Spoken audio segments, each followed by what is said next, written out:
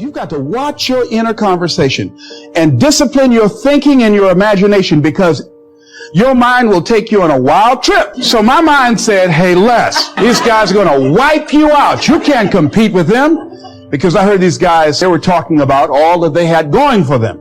And so I became afraid, and I was thinking, well, maybe I shouldn't go in there. Sometimes you got to talk to yourself. I start talking to myself and say, Les Brown, let me tell you something. What do you care about these guys and their firms and all their money? You've got 6 children you've got to feed. I said, don't you do nothing till you hear from me. And I got that contract too. So when you have your lower self talking to you, telling you what you can't do, be your own motivator. You've got to have a good conversation to yourself, and you build yourself up, and you'll feel your energy level coming up, and people will feel that around you. See, now, if you go through life being afraid, they can pick up that fear. So that's why you've got to stand up inside yourself. This pain is too much. The pain of ignoring it, the pain of looking the other way, the pain of making the best out of a bad situation, the pain of dealing with my inability to walk into the unknown. I had never had surgery. I couldn't imagine what it would be like. They said, we're going to cut into your back 4 inches. I thought, not mine, you're not. You're not going to cut me up like you're slicing ribs at a barbecue. But the pain, you're weighing pain. I wasn't weighing promises. I wasn't weighing what God was going to do in my life. I was trying to go the way of least resistance. We get trapped. We get trapped in our relationships. We get trapped in our health. We get trapped in the argument. I heard this, I heard that, I heard the other. We get trapped until being trapped makes us sick. In fact, you have to have the adaptability in life to be able to change course. Life keeps changing, and as life keeps changing and circumstances keep changing, you got to be flexible enough to change on a dime and turn back this way. And if you don't make the right switch, you find yourself stuck. Then you realize I'm getting older, and I don't know what it feels like to have lived my best life. I've not lived at the top of what my potential was. I've not fulfilled my purpose. I've not finished my course because I wasn't living my best life. I was surviving my old life. I never say, hope it's a good day today. No, I say, today is going to be a great day. I claim it. I have a journal. I sit down. I just ask God to show me what I should learn today. I open the book to whatever He wants me to read. And I read it, I highlight it, I take notes about what I learned, and I try to put it into action. And that's every day. Gee, I don't have time to do that. But you do have time. You should make time. Because the more grateful you become, the more things God will give you to be grateful for. I still believe. We all have promises we're standing on, dreams we're hoping will come to pass. It's easy to believe at first, but what happens when nothing is improving? We've had setbacks, the door didn't open, our health didn't get better. That's a test. Before the promise comes to pass, most of the time, you have to go from I believe to I still believe. I was hoping to get a good medical report, wasn't what I thought, but I still believe I'm going to get well. Been praying for my child a long time. He hasn't gotten back on course, but I still believe he will fulfill his destiny. Still believe means you're not moved by what's not changing. You're not discouraged by how long it's taking, by the setback, the disappointment. You know God is still on the throne. He's ordering your steps. What He promised is on the way. Don't get talked out of what you're believing for. When you're tempted to get discouraged, just switch over from I believe to I still believe. The pandemic has slowed my business, but I still believe I'm going to have a blessed year. Struggled with this addiction a long time. Thoughts tell me it's permanent, but I still believe I'm going to live free.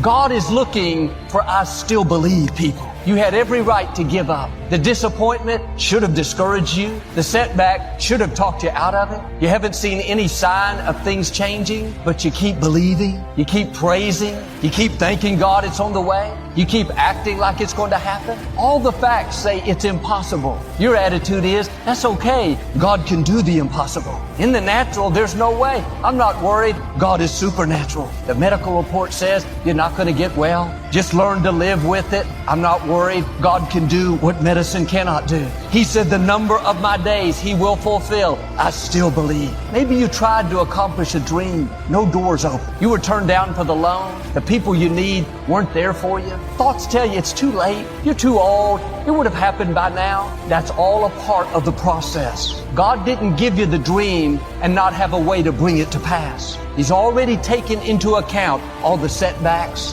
the delays, the betrayals, the closed doors. He's watching to see if you still believe. Are you going to get talked out of it? Give up on a dream because it hasn't happened yet? Let go of a promise because you haven't seen anything improving? God didn't change His mind. He doesn't abort dreams. What He's promised is still on the way. He just needs some I still believe faith. Faith that says, I've seen the obstacles. The opposition is bigger, but I still believe we can get the compact center. I don't know how we can pay for it. We don't have the finances, but I still believe Jehovah Jireh, the Lord our provider, will supply all of our needs. Don't get talked out of your dreams. Switch over to I still believe. I still believe means the disappointment is not going to cause you to get discouraged. The negative chatter, the people who don't believe in you, is not going to dampen your faith. How long it's taking, who did you wrong, the environment you were raised in is not going to stop your destiny. Pass the test. God knows how long it's been. He's seen the disappointments, how you prayed,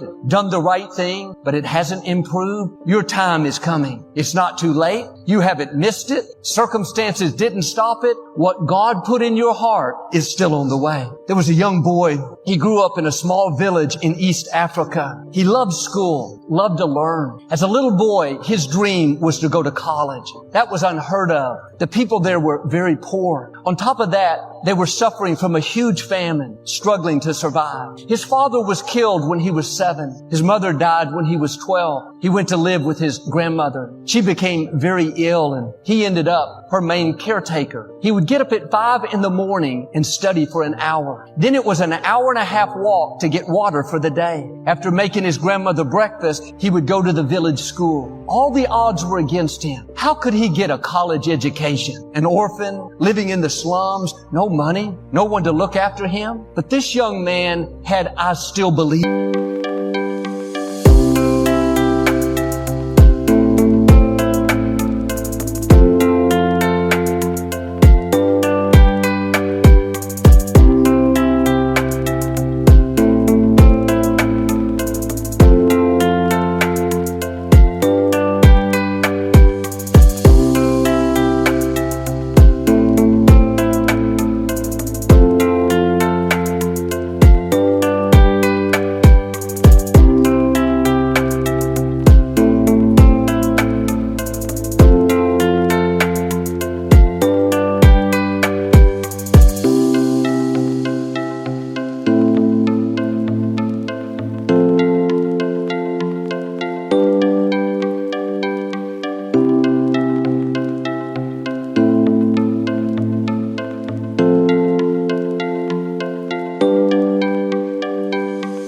Faith. Despite his environment, despite what looked impossible, every night he would pray, God, I want to go to college. I want to make a difference with my life. Even though I don't see how it can work out, I still believe you can make it happen. In that country, the children only went to school through junior high. You had to pay for high school. Only 1% could afford it. At 12 years old, one night he had a dream. He saw a house with a man in it named Mr. Stanley. He was from a foreign country. In this dream, Mr. Stanley helped him with his tuition. He knew exactly where the house was. The next day, he went there. Guards were all around it. He told the officers he wanted to see Mr. Stanley. They were surprised that he knew the man's name. Intrigued, Mr. Stanley allowed him in. The young man explained his situation, how he had a dream to continue learning, but didn't have the funds. Mr. Stanley was so impressed, he said, I'll not only pay your tuition, but I'll buy all your books and all your supplies. He did so well in high school, the teachers got him an internship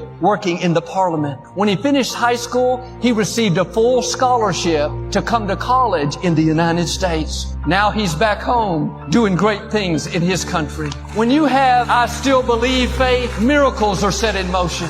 Angels go to work. favor, healing, divine connections. God will make things happen that seem unlikely, out of the ordinary. Are you letting your circumstances talk you out of what God put in your heart? You believed at one time, but you had obstacles, didn't work out, nobody would help. Now you've quit believing. God still wants to bring it to pass, but you have to get in agreement with Him and say, God, I still believe it can happen. I still believe I can have this baby. I still believe my family can be restored. I still believe I can live healthy and whole. I still believe I can start my business, write my book, pay my house off. Joel, I tried and it didn't work out. That's part of the process. That doesn't mean it's not going to happen.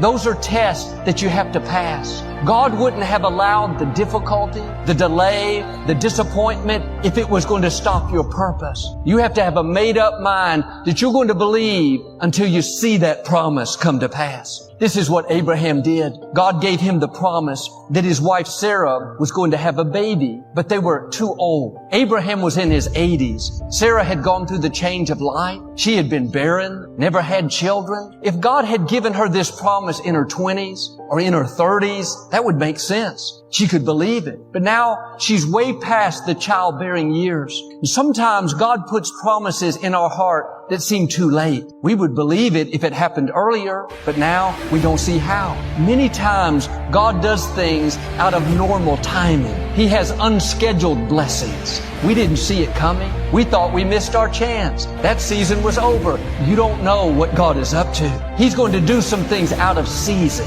when it doesn't typically happen.